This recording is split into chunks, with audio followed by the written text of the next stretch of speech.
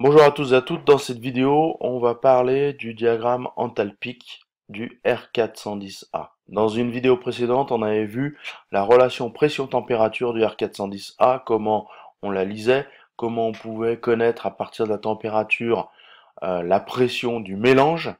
Là, c'est un petit peu plus complexe, on obtient plus d'informations.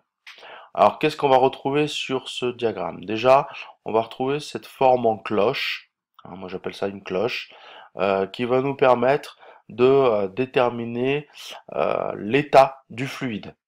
Alors, il faut savoir que euh, sur ce diagramme, on va avoir le fluide sous les trois états, c'est-à-dire l'état vapeur.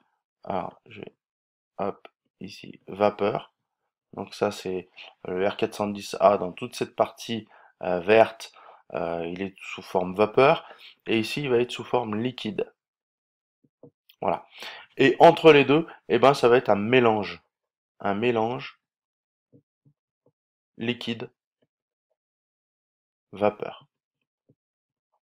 Voilà.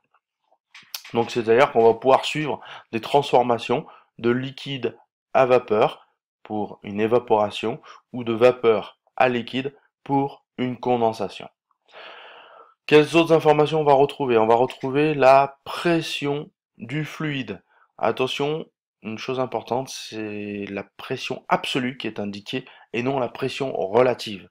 La pression relative, c'est celle qui est indiquée par les manomètres, et la pression absolue, bah, c'est la pression relative plus 1 bar.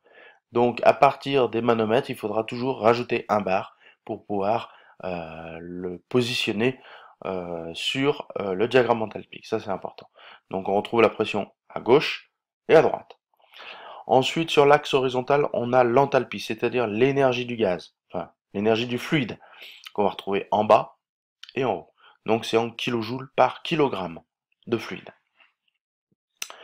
Qu'est-ce qu'on va retrouver? On va retrouver ici, sous ma cloche, là, les mélanges, bah, c'est le pourcentage de mélange. C'est-à-dire ça, 0,1, 0,2, 0,3, 0,9, 1.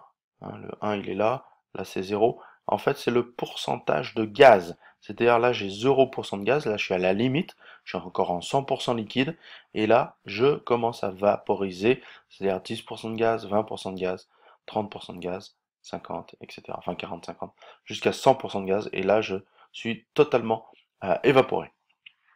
Voilà, donc ça c'est ce qu'on appelle les titres. Qu'est-ce qu'on va retrouver? Les températures en rouge, ici, qu'on retrouve de moins, j'arrive pas à lire, je grossis, de moins 60 jusqu'à 130 degrés, qu'on va retrouver ici, et qu'on va retrouver en rouge ici et ici. Voilà.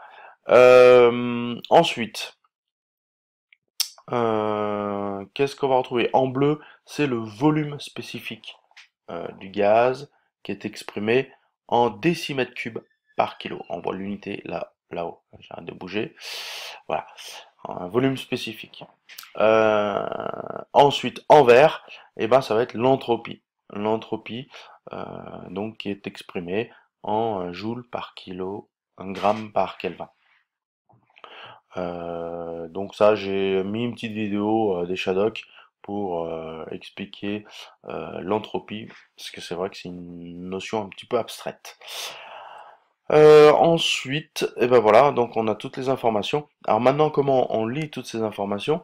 Alors, sur la partie horizontale, donc ici j'ai euh, l'isobar, c'est-à-dire tous ces points-là, sur cette ligne rouge, ont la même pression. Hein, donc là j'ai un liquide à 2 bars, là j'ai un mélange à 2 bars, et là j'ai une vapeur à 2 bars. Ensuite, au niveau de l'enthalpie. L'enthalpie, donc les isenthalpes, enthalpie constante. Donc là, si je prends 450, voilà, kilojoules, donc je tire un isenthalpe, donc c'est une droite verticale. Donc tous ces points-là, ils ont la même enthalpie, la même énergie. Ensuite, je vais avoir les isotitres, donc c'est la même pourcentage de mélange qu'on va retrouver ici. Voilà, je suis à 20% par exemple, 20% de gaz, voilà. Les isocores, donc le même volume Donc c'est les parties bleues là, hein, voilà, les parties bleues, donc ça c'est un isochore. Donc là c'est pas vraiment droit, hein, c'est un peu courbe. Après j'ai les isotropes, donc la même entropie.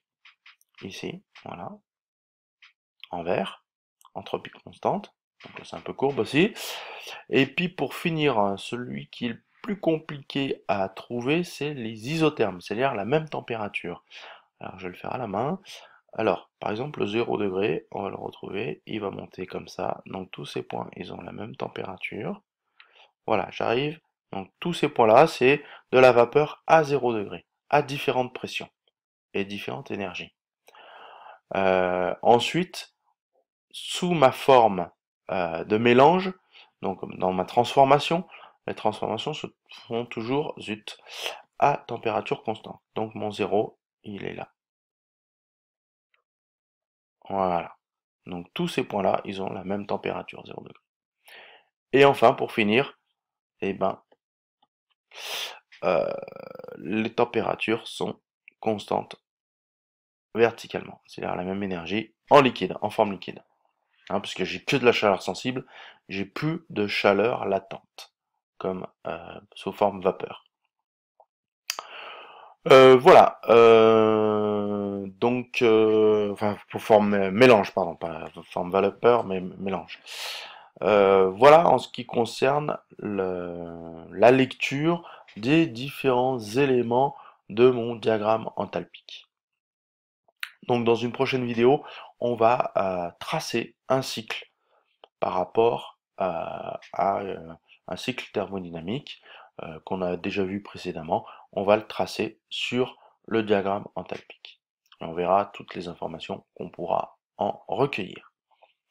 Si vous avez des questions par rapport à cette vidéo, n'hésitez pas. Sinon, bonne journée.